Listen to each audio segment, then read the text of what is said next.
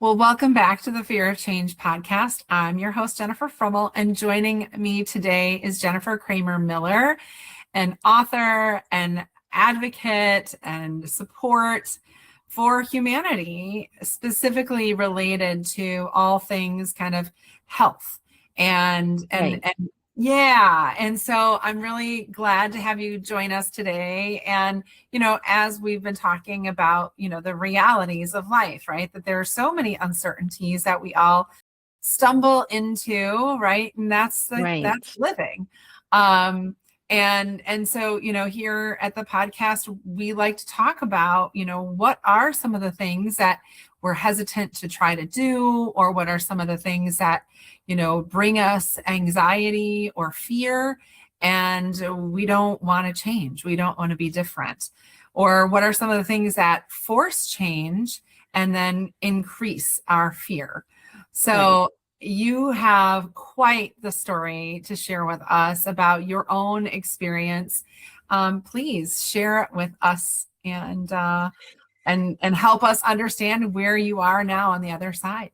Yes. Well, first of all, thank you so much for having me. I love your podcast and I love your topics. And so I'm so grateful to be here today. And so to kind of kick it off, just to kind of give a quick background of why I'm here and some of the things that we can talk about is I'm an author and I've written a book called Incurable Optimist. And it's really a story of my health journey, which started very young. And when I was 22, I was a happy, healthy college graduate, living a good life with a business degree. And I was in Seattle. I had a great roommate and I got a new public relations job, and just everything was going well. As you know, we often feel when we're young, we're sort of ready to launch into life. And I had just all of a sudden kind of a unusual morning. I mean, we remember things as so distilled into this one moment. It must have been starting earlier than when I first noticed it, but I had puffy eyes and I didn't feel well. And I went to a doctor thinking, maybe I have a flu or a virus, something medically familiar.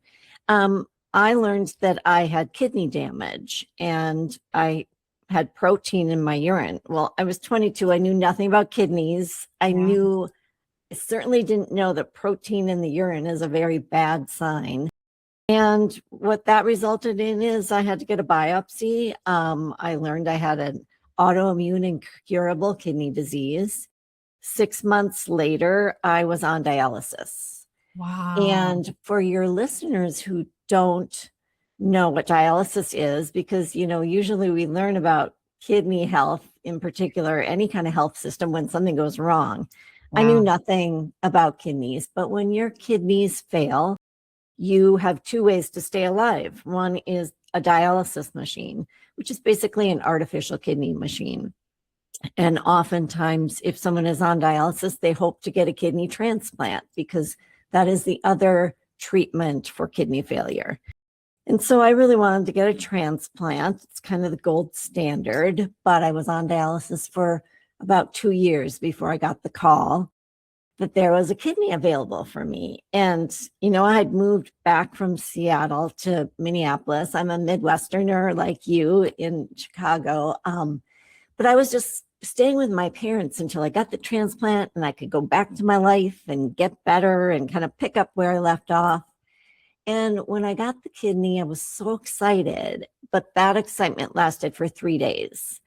And on the third day, they learned that my incurable autoimmune kidney disease had recurred in the transplanted kidney. Oh, And no. so, you know, kind of in keeping with a lot of the themes that you talk about, a shift in identity and how to go forward with fear and manage a life. I had a lot of that to figure out at the then age of 25 because I didn't know how I was going to lead a meaningful life. I mean, I know that, in midlife, a lot of women in, 40 to 60, whatever age range, kind of have to recreate themselves and think, I've been a mom and I've had a career, I've had a house full of kids, and now what's going to happen when all the kids go? Well, that's so common in our lives. We have these pivot points of our Yeah. identity But when I was in my 20s and so young, it was like my life hadn't really started yet.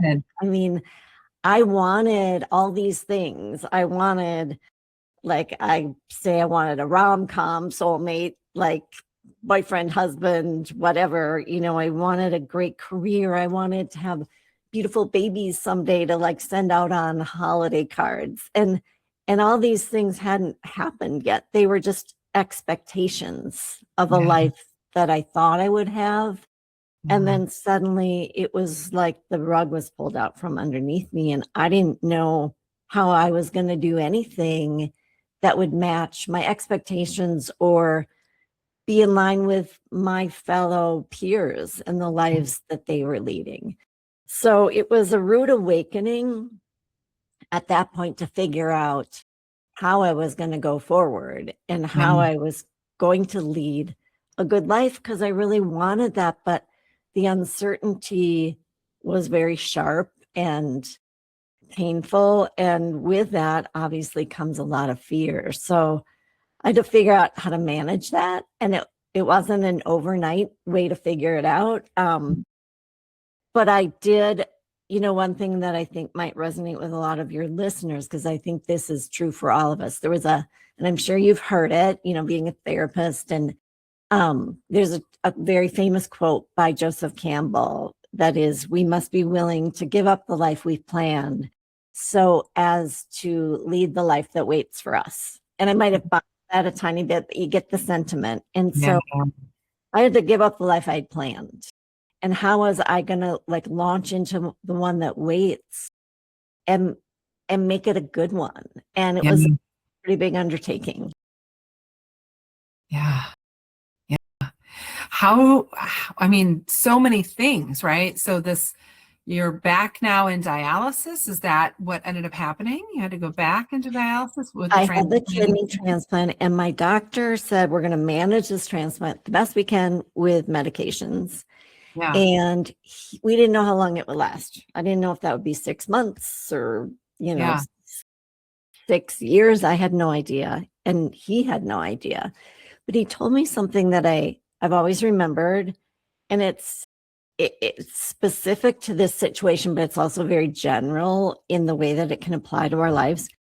He said, I should always consider a transplant a vacation from dialysis.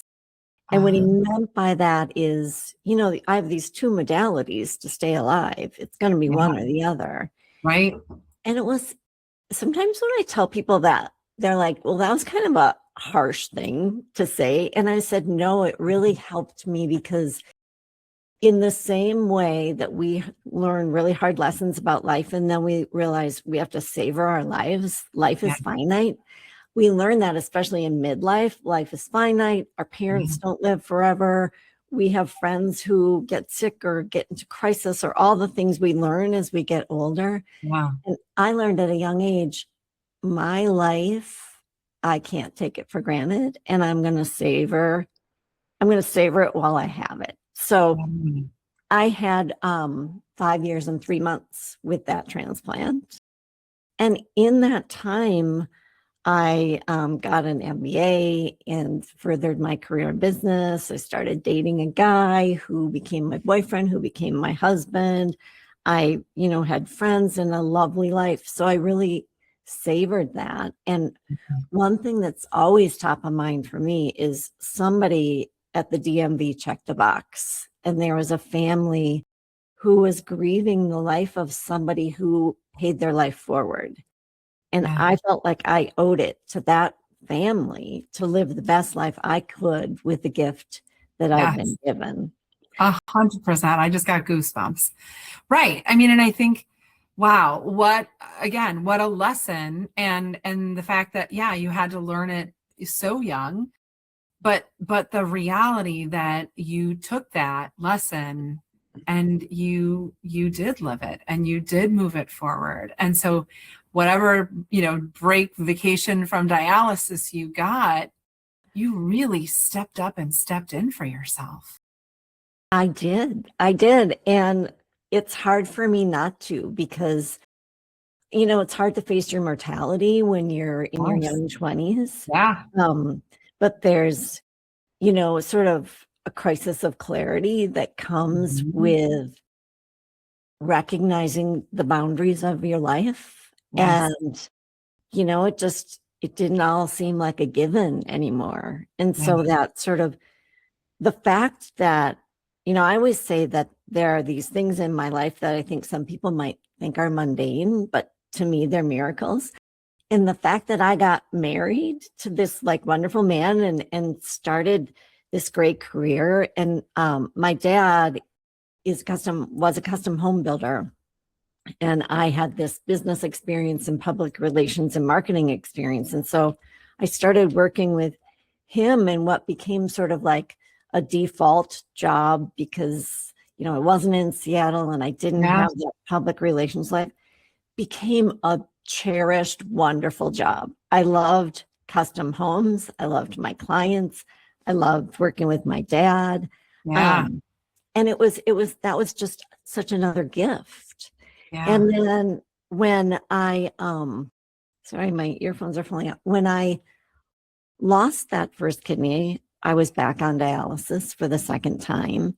Yeah. But for a very short amount of time, it was only 5 months. And then I got another call and another kidney, another gift of life, another chance to make memories and savor a transplant vacation.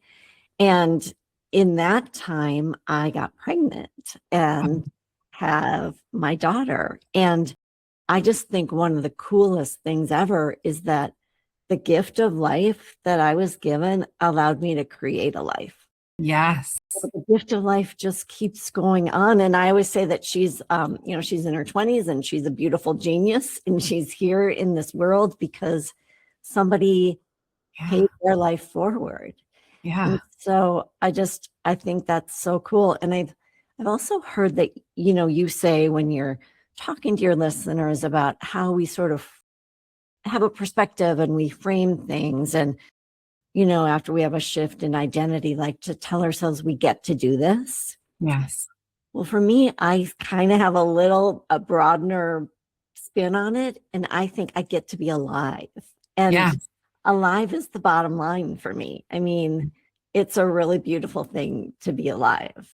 Yeah. So I go, I have a lot of ups and downs. Like it is an incurable illness. So for your listeners to give them the high value overview, in that time since I first had kidney failure, I've been on dialysis 3 times and I've had 4 kidney transplants. Wow. And 4 kidney transplants, it's a lot. Everyone, when I do speaking, sometimes my husband told me you have to kind of leave a gap for the gasp in the room when you say that. Yeah. But I'm quick to say, but I have a really good life because it sounds so dramatic. But it's just, I mean, I don't know. it is dramatic, Well, right? yeah. Like, it is dramatic. But I agree. I think that most people, like again, a lot of humans will say like, oh no, I can't do that. No, it's not me. No, it's too hard. And what I'm hearing, Jennifer, is that you have had to say yes and so many times. Yes. And I have to acknowledge too, like you aren't just talking about yes and for you in terms of what your wishes and wants were, right? And your intentionality with this life, right? You got to work with your dad and do the business stuff. You got an MBA, you got a daughter, you got a spouse, right? And a life partner. And you get to keep giving. I'm curious with the Incurable Optimist, like tell listeners a little bit about what they'll find in your book. Well, the book is really about how we manage uncertainty, how we hold on to hope, and how we find joy. Wow. And I think in all of our lives, I mean, my story, like I'm usually the only person in a room that's had 4 kidney transplants. Of course. I am never, ever the only person in a room who manages hard things in life. Right. I mean, that's a given. Like, spoiler alert to everybody, life is uncertain. None of us have it. And we all face things of different degrees. But what I found, like going out on when I was, on doing stick events, and the sort of very idiosyncratic things that we all go through are very universal. Yes. So I just feel like we're all so connected by our humanity. Yes. And one thing that I've learned that sort of applies to all of us is I am not alone. None of us are alone. No. And that's a really beautiful lesson. Yes. Because I think it's easy, especially for anyone out there who's dealing with chronic illness or any kind of crisis, it's easy to spiral inside ourselves. And there's a period of time where that might be all that you can handle. But there's an ongoingness, especially to chronic illness and to chronic life. And in the ongoingness, we need to figure out some tools, because if we're always going to just stay spiraled inside, we're going to miss out on the most beautiful things of life, in that we are not alone. I mean, even connecting with people about our grief or our midlife struggles, or being an empty nester, or trying to pivot into a new place or time and how we're going to manage things. Doing that with other people is so helpful. So that the connections that we can make in all these different touch points, I think are really, really one of life's greatest joys, is learning that we're not alone. And I think one of the hard things for all of us to do is to let people love us. Sometimes we want to go away. We want to hide. I certainly wanted to hide for a little bit of time. I just, because especially when I was so young, I thought I wanted to hide, and then I would come back as the old me. And until I could come back as me, I wanted to disappear. And I think we often do this where we think we can go backwards. And going backwards, we're never going to go backwards. We always have to move forward. Well, and it's not even that so much as it's the reality too, Jennifer, that when it comes to, like, you can't unknow what you know now, right? And again, there is such a beauty in kind of ignorance, right? Like, I don't know what I don't know. And then, suddenly like you're being caught by the police and you did something wrong because I guess I didn't know what I was supposed to do right. But I think in life, you're right. There's so much of what we all go through where it's like, I just want to go back to that time, because I kind of knew the devil in the details. I knew the worst case scenarios back then. And going forward, just there's a lot of unknown, right?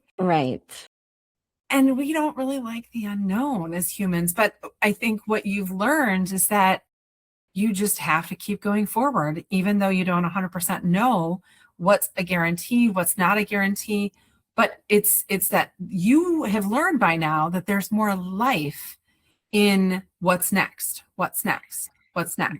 Yes. And, I think the stories we tell ourselves are so critical. And so I'm an optimist. It's in the title of my book, but I kind of take issue with people who think that they're realists, because they are not realists often. I've had this conversation with my husband many times. If you decide that something bad is going to happen and you call it reality, that's not reality, because none of us know what's going to happen. Right. And so this kind of idea that we can say these bad things are going to happen, it's borrowing trouble. And I think that anxiety is a lot of borrowing trouble. And not that we don't have anxiety is a real thing, and we are so right to feel anxious. Of course, I feel anxious about many things, but if I spiral a story forward that this might happen or that might happen, which I could easily do, because I've got uncertainty stamped on my forehead, it just goes with the territory. But why? I don't want to borrow trouble, because that might never happen. And then I'm going to waste all the energy worrying about something that might never come. Yeah. Jennifer, one of the things I don't know how much I've really spent time sharing with people. I was diagnosed with monoamniotic, monochorionic pregnancy of twins. Oh, And the doctor that we worked with said, just terminate. You're not that old. And I, really took a moment and paused and was like, I don't know, right? Like I need to make a right. decision. That's a big decision. Big. They happened spontaneously. It wasn't like, we put them in a test tube and, did it anyway, but it just happened. And I think in the moment I went actually back to my first gynecologist and told her about this, conversation and described to her like what happened and said, I appreciate her sentiment, but I feel like that's more about her than it's about me. And I think Mm, I need to make a decision for me. Like if these babies aren't viable, meaning they'll have holes in their brains or holes in their hearts, like then I can make that decision as well, right? But right. she was out the gate at 8 weeks saying, just get over it, start over. And, the thing is in my family, my grandmother gave birth to a set of twins that are identical, just like mine. And she did not know that she was pregnant with twins. So part of my brain was like, how do we know that this isn't just how my family makes twins? Like, how do we know? Right. We Right. don't, right? No. And so that idea of like, I was listening to my doctor, but I also was listening to myself to say, you know, thanks for your input. However, I have to sit with this, Yes. right? And so yeah, listening to yourself is so very important, but also recognizing, I mean, I could have spun on it. I actually decided to go forward with the pregnancy, and we're driving them to college in a week and a half. That is the Um, most wonderful story and such a good example of how you listen to your own intuition, your own self, but somebody told you something and they didn't know what was going to happen. right, right. And I Yeah. didn't know what was going to happen either. No. But I had to know that sitting in myself, knowing what I know about who I am, getting whatever other data points I could gather, that to me was more important than I'm just going to listen to this other person, right? Hmm. Yeah, Yeah. I love that you pick up on that because I think you're right. We could manifest into reality, right? So for those realist people, we can Right. manifest into reality that negative. We can Yeah. also manifest into the reality the positive. Yeah. And it's so interesting the story about your twins in pregnancy, because when I got pregnant with my daughter, I was so excited. I was a little ahead of schedule. I was only 7 months post transplant. I really should have been a little more careful, but I just wasn't. And I remember just like driving around town feeling like I'm going to have a baby. And I was so thrilled because all my friends were having babies and I wanted to be part of that club. But my husband wasn't excited. Hmm. And I said to him, like, come on, what is going on here? So aren't you excited? And he said, I don't want to be excited yet because I'm afraid something bad will happen. Uh, And I said to him, that is not the way to think about it, because that's like saying, I'm not going to enjoy this sunny day because someday it might rain. Because I yeah, told him right now I am pregnant. yeah, And if I'm not excited about it right now and I lose this yeah, pregnancy somehow, then I'll have lost all my moments to be excited. And yeah, I also knew somehow, and like this is so vivid to me and it sounds funny, but I remember reading about how, the cells divide and this little baby forms. And I read some very detailed kind of article about how that process happens. And I thought to myself, that's exactly what's going to happen. Like, I don't have mhm, to do anything, but this beautiful, perfect baby is going to form inside me and we're going to have a child. yeah, And yeah, I'm, it's yeah, another one of my mundane miracles, which, as we yeah, know, like you get right. that. Right. And again, I think that that's, it's so important to recognize like the mindset shift. And I actually was just talking with another therapist this week about, you know, quantum physics and, what about things that we believe in, but we can't see. And Hmm. and my initial reaction right back to her was really fast. I said, "Do you believe in Wi-Fi?" And she said, "Yeah." And I said, "Can you see it?" And she said, "No." I said, "So how do you know?" Yeah, perfect. And it's reality, right? Like Yeah.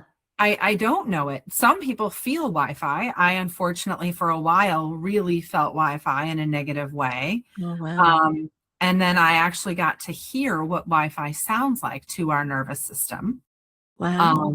Yeah, I met this woman and we did an episode on CBS News talking about the sound of those Wi-Fi sounds, the waves, and how it can negatively impact the human body and brain. And Wow. again, like to the look of it, it was like everything was fine. But then when you listen to it, and then it's like, oh, well, that's where it's coming from. So our thoughts and beliefs can manifest into reality. Talk about quantum physics, right? or Yes. or some people know about The Secret, right, that book. Right, right, right. I don't see that as just about optimism. I do see that as how the brain and body and the mind are so powerful, and I agree. I think our thoughts are energy and they they are create energy. Yeah. they are yeah. I'm all about that. Yeah. Yeah.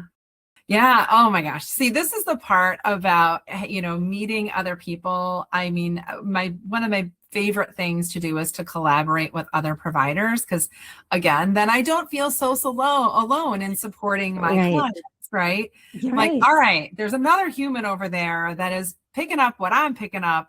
And at least we can like connect together and go like, no, I'm seeing it. You seeing it? I'm seeing it. Okay. All right, Yes. how do we want to handle this? How do we move it forward? And I think that's the beautiful thing about your book is, and the work you're doing and advocating and supporting other humans going through similar experiences to what you've had is you are taking that quadrant of wherever it is, right? Like if you do you advocate for people just around your area in the Midwest, or do you advocate with them across the country? Well, I've become very involved in the National Kidney Foundation. So I'm the past board chair and I'm currently on the board of directors. I'm the community engagement chairperson for NKF, and I'm also a Donate Life ambassador, which is Oh, such cool. great work because I'm so grateful for the gifts that I've been given. It seems Yeah, like the least I can do yeah. is give back. But I also am a peer mentor um, for National Kidney Foundation. But then I started just being a mentor for patients, patient advocacy, because there is so much work there in the stories that we tell ourselves. Yes. And when I hear the stories that people tell themselves, sometimes we just try to shift that narrative. Like, where is the perspective? And Yeah. I don't walk around like saying I'm a kidney patient. Like, that's not my identity. And I Right. know you had a great episode with Diana Rice about your diagnosis is not your, defining thing. And I don't want to be defined by the worst thing that's happened to me. But Yes. because of the things that I've been able to do, like I did, it took me a while to write that book. I wouldn't have written that book when I was in my early 20s, because when I was doing so much work in the custom home building business, I didn't tell anybody that I was having these kidney transplants on the side. Yeah. I didn't want to be defined by that. Yeah. And Whoa. I got into my 50s and I thought, you know what, that can't define me anymore because I've done too many other things. And it felt very liberating to like Yeah. say, okay, this is the whole picture. So when I work with patients, I help them, kind of analyze the story they're telling themselves. What part of it is true? What part of it is not true? And really looking at perspective. And also that kind of not being alone piece. I talked about when people spiral in. I really think it helps us when we spiral out. So if we spiral Ah, out and we're able to do advocacy work and help people like you do with your career, and we have touch points of other yeah, people in this world, and when we can reach out and spiral out to help others, I yeah, think it helps all of us. yes, 100%. Yeah. And that again, like you said, and I believe so strongly, and it's like each one of us humans has so much value, and we're all here for a purpose. And I take that stewardship very seriously in my all the things that I'm connected to. So I think, it sounds like you really do the same. Yeah, And I think if we can take our pain and fuel it into passion and purpose, yeah, then go, go, go. yes. I love And one of that. the favorite things someone said to me about my book, or one of the reviews, was that it's a love letter to life. Mm, And I like that, because I think it is a love letter to life, yes, but also to me, it's really about the power of people helping people, because I'm yeah. only here because of the generosity of other people. And one just quick cool thing I can tell you, because it's also a heartwarming part of the story, is that my husband indirectly donated his kidney to me for my last kidney Oh, transplant. wow. We weren't a match, so he went into a paired exchange program. So he gave his kidney to a stranger, so I could in turn get a kidney from an altruistic stranger. So these two men, one I'm married to, one I've never met, have Wow. totally changed my life. And that was what we're in August this month. At the end of the month, it's going to be my 15-year Oh my transplant anniversary of this kidney, my God. longest ever. And it's going really well. And it's because of the power of like these benevolent people who put their Yeah. kindness into action. So, like I said, the least I can do is give back in any way I Yeah. can.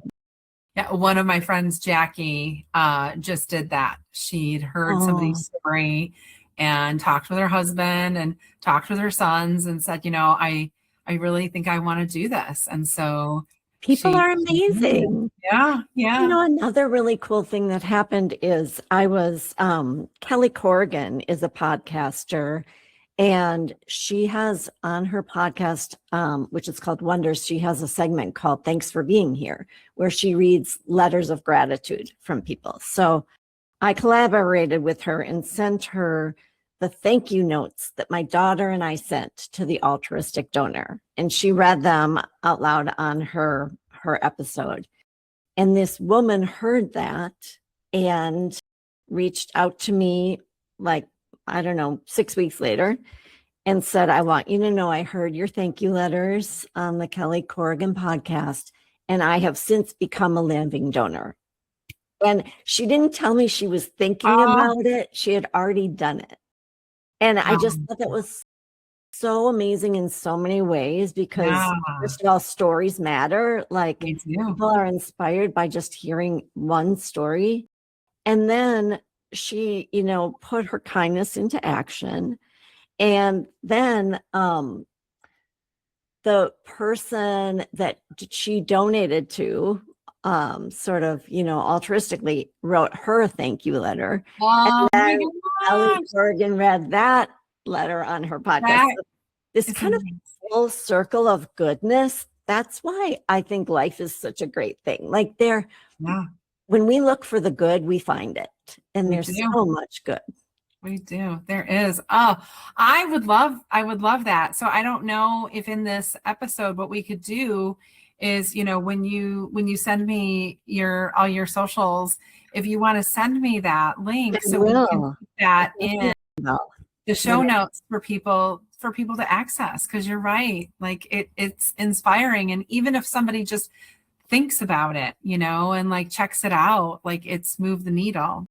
And I always tell people, not everyone is going to donate a kidney, but Right. the spirit of putting kindness into action can Yes. be executed on a lot of small levels. And Yeah. even if someone takes away that they're going to, buy somebody a cup of coffee that day that really needs a little help, that's it. Yeah.